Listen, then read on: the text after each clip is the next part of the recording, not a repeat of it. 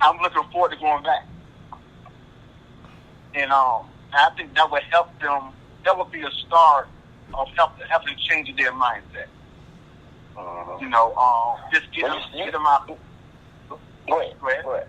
You had said something about some of the kids never left Portsmouth. Some of these parents ain't never left Portsmouth. Absolutely. That's the reason why they haven't left Portsmouth. Absolutely. Yeah. The guy told me Elizabeth City was out of town. I said, that's not out of town, man. That's up the road. If you can go somewhere and come back in the same day, I don't consider that being out of town. No, it's not at all. You're exactly right. Yeah, because I remember growing up, I was one of those kids never left Portsmouth until I went on a trip with my uncle, Bishop Tim Brown. He had set a trip up for all of us to go to Washington to a Washington Bullets game. And I just thought that was fantastic because I'd never literally been out of Portsmouth. When I took that road trip to D.C. to a Washington Bullets game, I was blown away. You say Pastor Kim is your cousin? No, he's my uncle. Your uncle? Yeah, I used to play basketball with him back in the day. Oh, okay, yeah. At Trinity Baptist, his sister, sister-in-law. Cornwell. Yeah.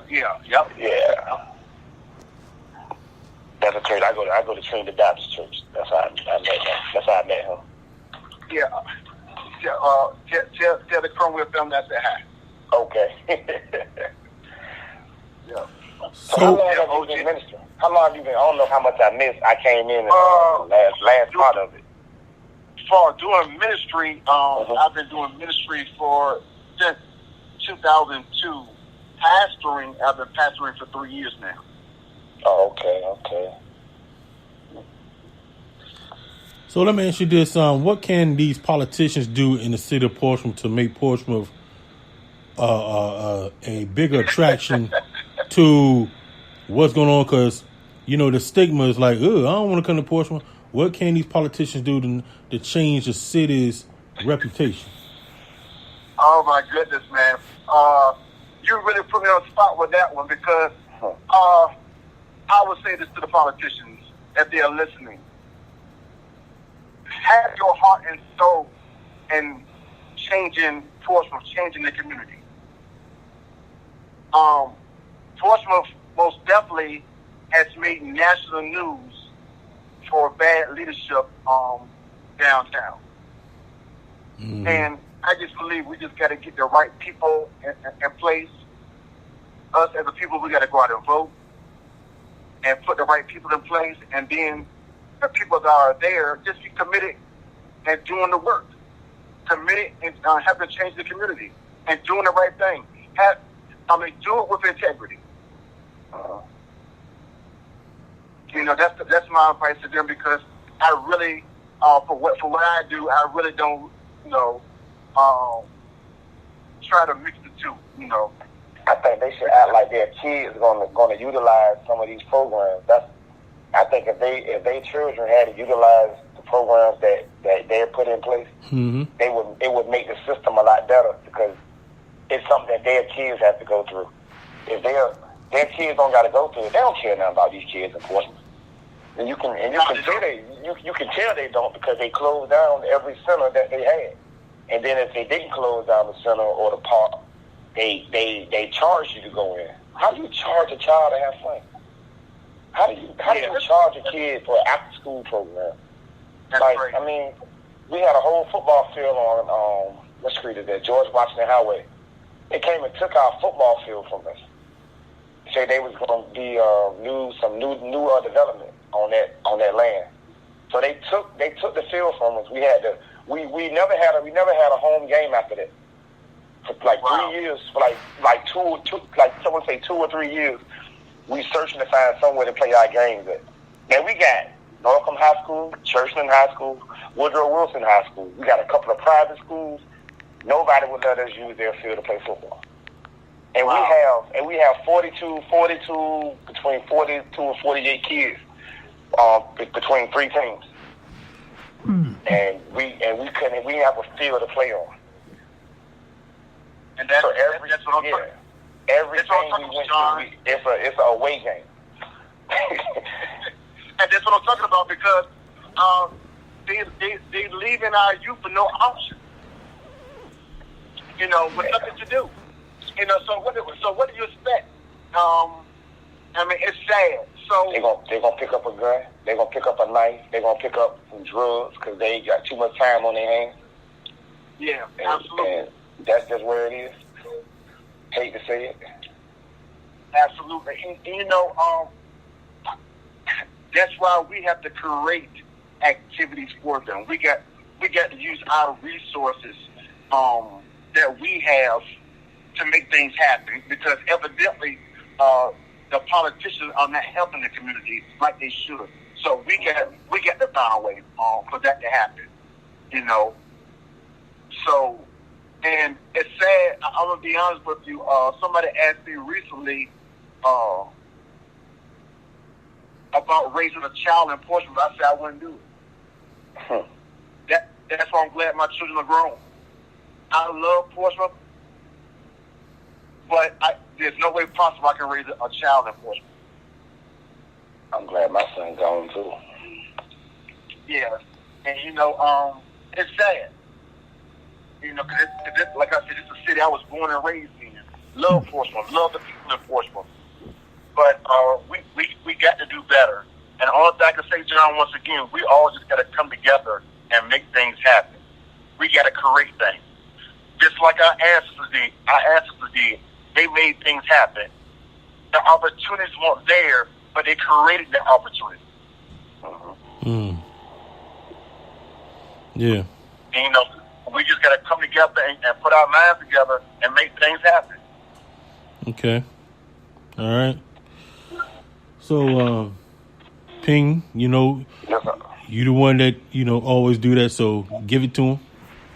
Oh, here at the Real Dude Show, we like to give the guys an opportunity to get whatever's bothering them off their chest, you know, whatever's on your mind that I ain't going to say bother you, but something on your mind that you want to speak on here at the Real Dude Show. We like to give you that platform. So tell me, what's on your mind, Mr. Michael? What's on my mind is a lot of things is on my mind, so I was gonna just pick one. What's on my mind is you know the violence that's happening, not just in Portsmouth but all around Tidewater. Mm-hmm. And you know, what happened at Holly Grove this weekend was absolutely ridiculous. Yes, it was. You know, I had camp folks out there, you know. By the grace of God, you know, none of them was hit by a bullet. Mm-hmm. It's really, really getting out of control. Literally getting out of control. And just on last Tuesday morning, I stay in Suffolk now, and a young man got killed less than 50 feet from my doorstep. And it's just like we're living in a cowboy movie era. If you don't like something, you thought you're gonna shoot it. You shoot it, okay, corral. Yeah, okay, corral. You know, and it's getting ridiculous. And to those who are listening, when are we gonna wake up? When are we gonna stop this black on black crime? We are going to tell y'all sons to put these guns down. We are going to go check these sons' rooms. We are going to check these sons' phones. We are going to try to do something to keep your son on the street. Absolutely. That's the question we need to ask.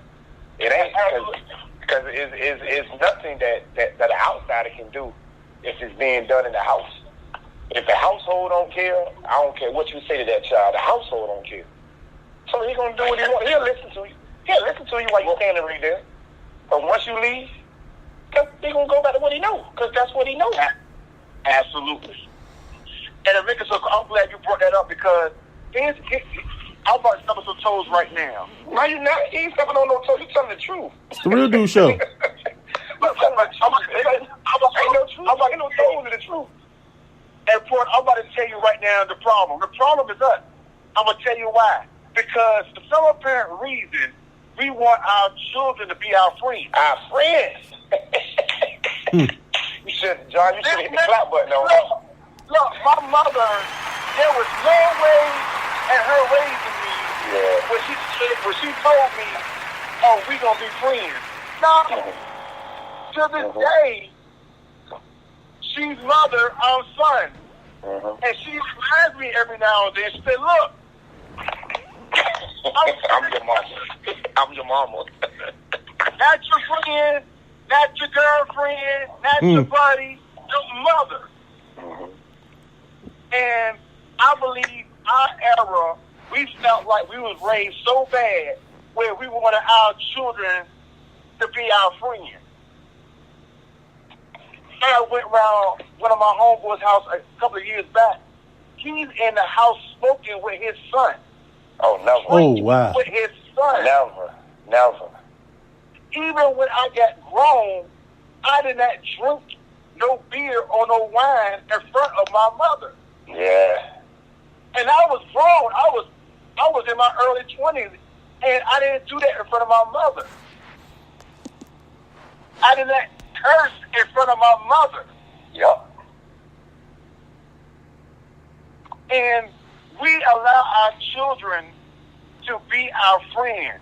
We allow our children, when we was raising them, they can wear what they want to wear to school. They can eat when they want to eat. My mother said, whatever I cook, that's what you're going to eat. If you don't like it, go to bed. You're going to bed hungry. Go to bed. She cooked some pork chop, some pork and beans, and made some cornbread. If you don't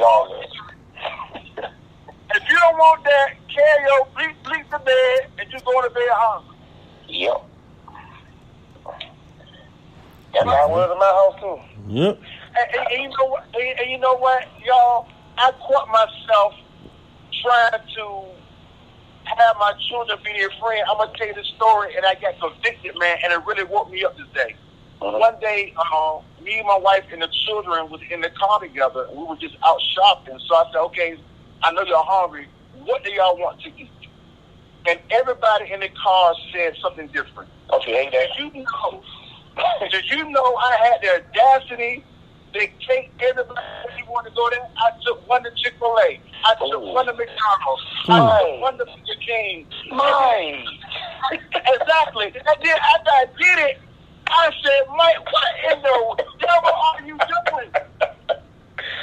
Yeah, you just open a whole can, because then they would expect that every time. Exactly. And I said to myself, I told everybody in the car, I said, "You know what? I messed up." They said, what happened? I said, we should have just put the one spot, and all of us should have ate together. And dealt with it. Yep. But I didn't have enough backbone and enough gut at that moment and said, "Look, we're going, if we can't make up our mind, I guess all of us go in the whole country buffet or go to the Yeah.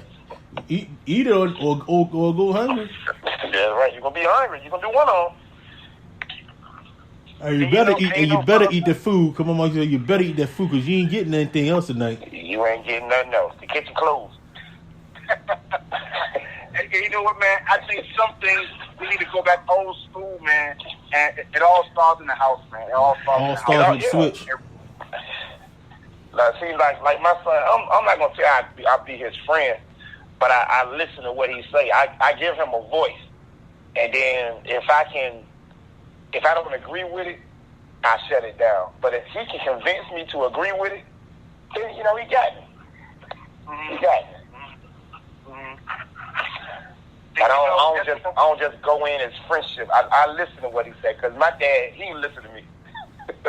Yeah, my dad ain't listen to me. My dad said, "Hey," I said, "Go to bed 9 o'clock, 9:03. That TV shouldn't be on. Them lights shouldn't be on. It ain't no that. It's Monday Night Football. Tony Dorsett on. He ain't care about that."